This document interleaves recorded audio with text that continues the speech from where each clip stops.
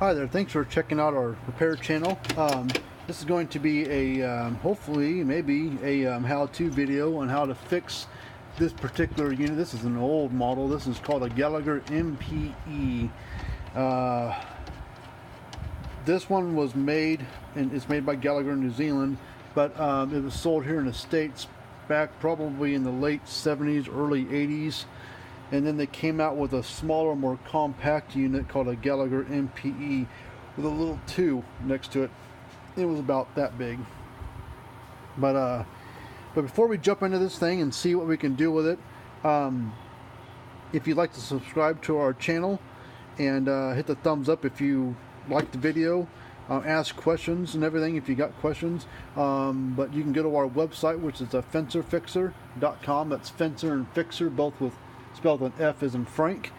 And if you hit the description tab, there's a little link you can click on or copy and paste and put into your browser to find our website. But we're located here in the States, but these units were probably sold worldwide probably at one point in time. But anyways, let's jump into this thing and see what we can do and find out with it. When it arrived here, it had this busted out, part of the case is busted, but it's pretty, it's 35-year-old plastic, so who knows if it broke during shipping or if it was already broke before the customer shipped it. But to get it apart, I'm not going to plug it in because I'm a little leery of it. To open it up, so you can get a big chunk here.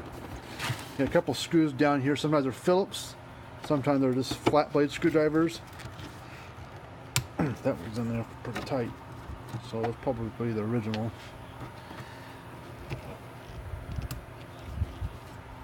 So just undo your 2 screws, and then the case, just kind of pull your cord down here, and the black base here just comes slide right out of it. So there's nothing inside there. There's just a cover. This one had a bunch of dust and dirt and grime in it. But that's what the inside of a Gallagher MPE2 looks like. Pretty basic stuff. Has this double, I always call it a double hump capacitor. It's 2 smaller capacitors tied together, I think, but it's one big capacitor. These are typically what goes wrong with these things. Is sometimes the transformers go bad, and these things you can't get the transformer anymore. But we use a supplemental transformer inside these things, and it works really, really well. Can't get any parts for them except for the capacitors you can use in place of these that work really good. And then the board, you have to typically repair the board rather than replace it. This board here, because you can't get those boards anymore. That made them in probably 10 years. Let's before we start plugging things in, this is a 120 volt unit. I'm going to test the capacitor here just to see what it does or what it shows up as. This is should read 30. Oh, reading almost 40. Alright, well let's, I do see that this little capacitor here is starting to fall apart, but that could just be cosmetic. But this cord has been, cut and spliced a handful of times. Before I plug it in case there's a short in the wire, the power cord, I'm going to do a continuity test on this cord to make sure that that the hot and neutral aren't touching in this cord.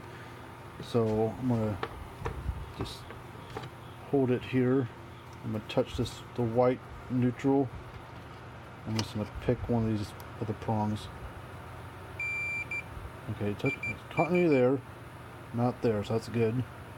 Touch the hot.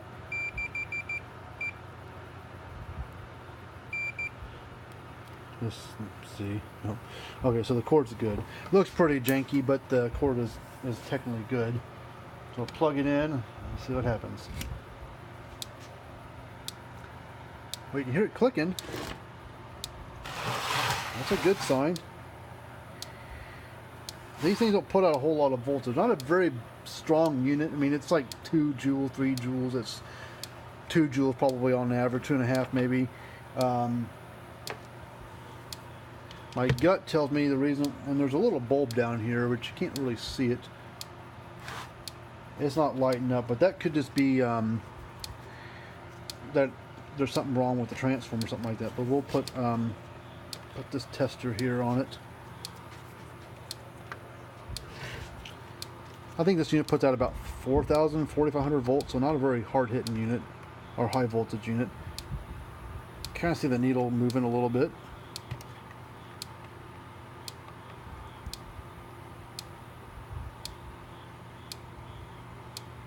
Kind of see that needle moving. My guess is that this transformer's bad, which is that piece right there. But what we'll do, just to see, the transformer ties in here and here on this blue and black wire. So we'll heat up. No, I'm not gonna heat it up. I was just gonna desolder, but what I'll do is I'll just, so I know where the wires go, I'm just gonna cut right there.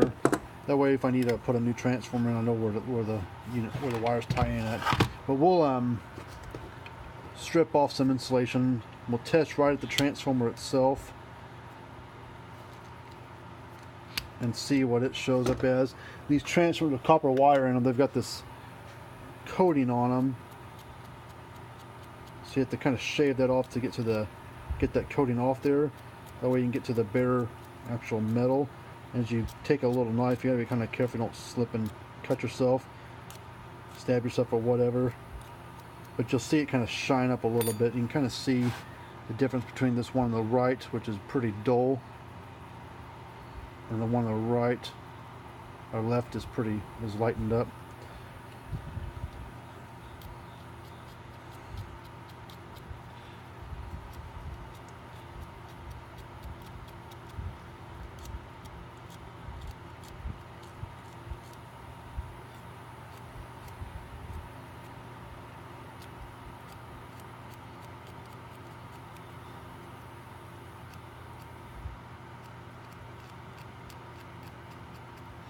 Alright, I don't think we're going to get much difference out of this thing, but it's worth a shot. If it does, it means that this output board's bad, and I don't know, we'll see what happens. So I'm just going straight across the output of the transformer, and we will see what it does.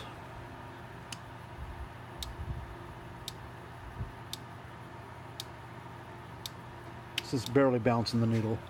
So the transformer's bad. Alright, so what you have to do, these transformers are riveted into the case. So you have to drill those rivets out. They're riveted into each corner of there. So you got to flip it over. And there's, well, one rivet's missing, but there's 4 rivets there. So you'll get just a little bit bigger. Just a little bit bigger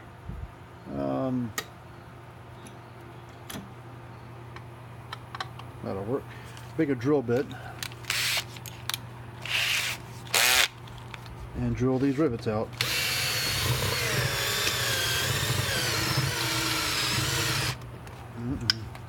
Hold on, I gotta get another battery. All right.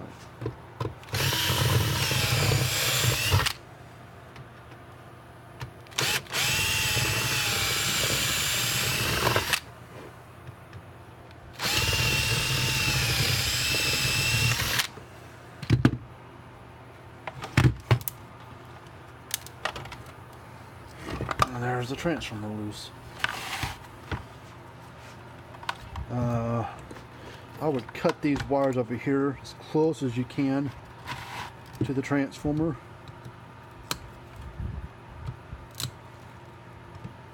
That way you can try to reuse them if possible. If you can't, at least you know where the wires go to the capacitor over there, and you can run your own wires. But that's the old transformer. It's a big hunk of stuff there. It's all potted in epoxy in there, and got the big old metal plates. But you can't get those transformers anymore. They haven't probably made them in 20 years. But Transformers, I mean, for being a 30-some-year-old unit, that's all's wrong with the thing. That's a pretty, cheap fix for a. Oh, I just don't know. You probably spend $150, $200 on a newer model. But for a cheap price to fix, not too bad. Be a good backup unit to use. You can see that these are got a pretty good coating on them too. So, because you have to shave off that. So you can kind of see how the copper starts to show up on the back side. It's red and top part's turning a nice shiny copper. Because you got to get that stuff off there, so that way when you go to crimp on a connector or solder to it, that you make good metal to metal contact.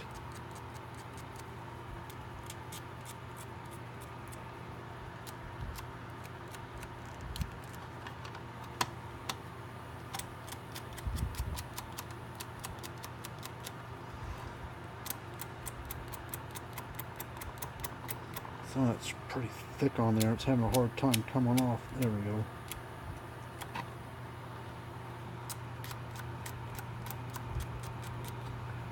It tends to be 100%, but you got to get a good chunk of it off on all sides. Okay, I'm going to cut off the tip of that. Just because there's still some on this one. That one, this wire over here, the chunk of that, so there was like glue, and mix of glue on there. So I was like, well, just cut the tip of it off so that way the glue's gone. Alright, let's see. And I gotta find a transformer to use.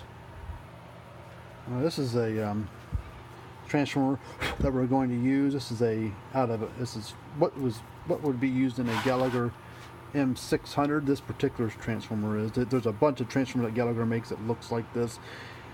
Same color and look, but the insides are different. But this is rated for a 6 joule unit, so this is plenty of power or capabilities of handling this unit, so we should be fine to use it. Okay, so looking at this transformer, it's got a primary side and a secondary side. The primary side on all transformers, typically on this style of electric fence units, are always a bigger, thicker gauge, and the output's always a thinner gauge because there's more current, less voltage and more current coming on this side, but higher voltage and less current over here. So that the current is what the wires have to deal with when it comes to heat and everything. So the higher current needs to be a thicker gauge, so that way it can handle the the stress and the current coming through. So since these have those metal spades on there, we're just going to plug wires onto it. So I'm going to slide on. These are just a 1/4 inch female spade connector.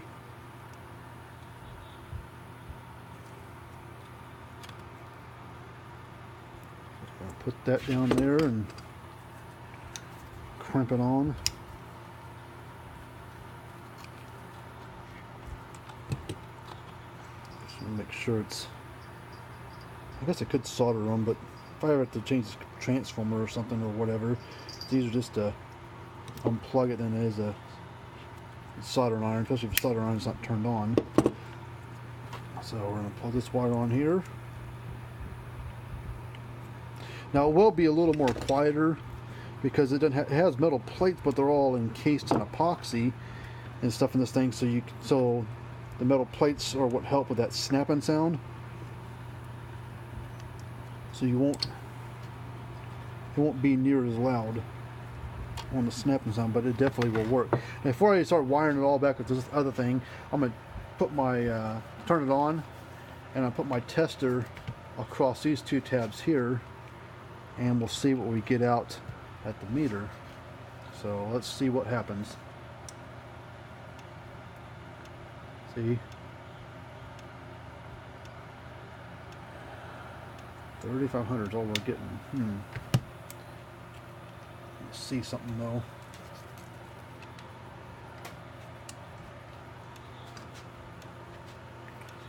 Take a screwdriver, touch that tab, and get close to the other one.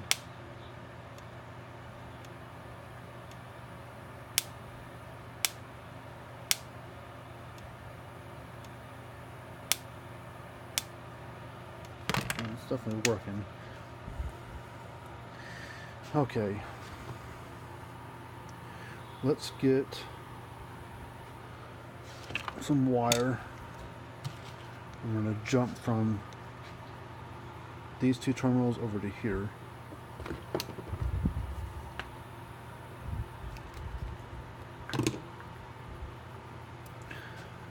I need a couple spade connectors for this. Since these are bigger wires, I need a different spade connector because these have a bigger opening on it, or a bigger spot for the wire to slide into on this side.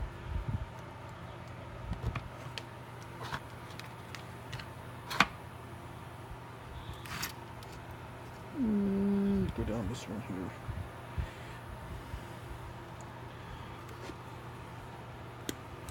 I'm going to cut a little long so I have a little room to play.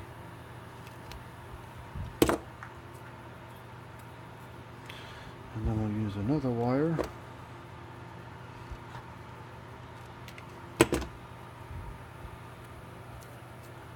And we're going to crimp on this one, plug it on here.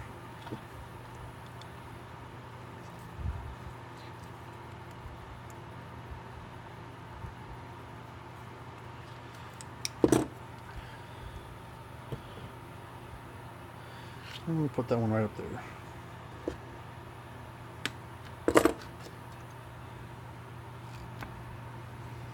Alright.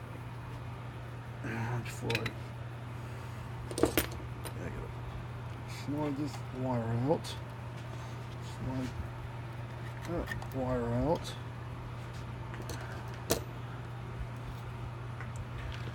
Yank this wire off. So I'm going to heat it up.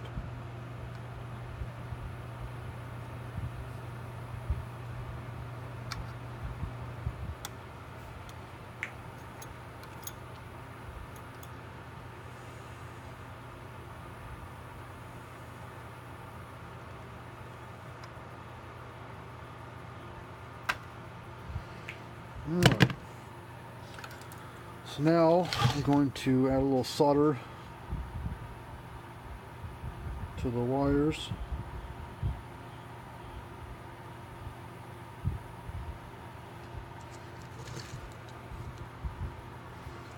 That way when I go to put them on the board, there being solder on there, it should fuse right to the board. I heat them both up at the same time.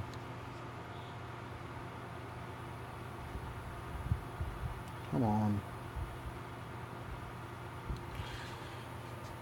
Alright, let's see. A little solder on the soldering iron. And we will put this on the side. Well, sort of. I'm going to add some solder down here.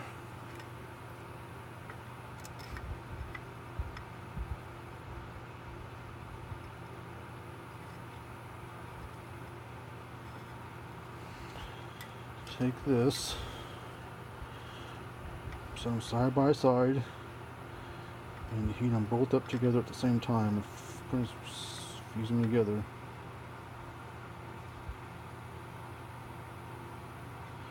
And then take this one. I'm going to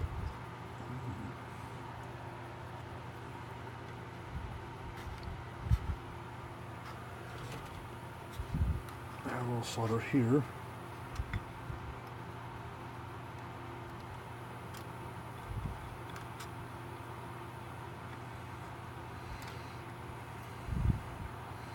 I think that's where that wire went.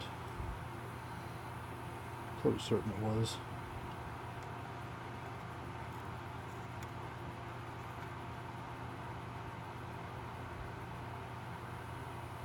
All right.